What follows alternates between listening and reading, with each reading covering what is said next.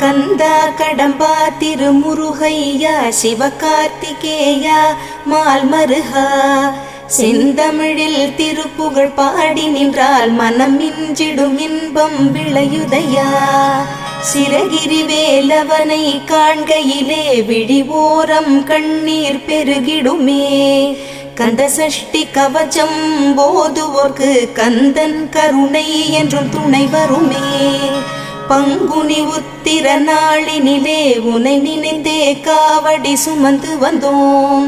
புன்னகை புரியும் ஷண்முகனே உன் சன்னதி தேடி ஓடி வந்தோம்.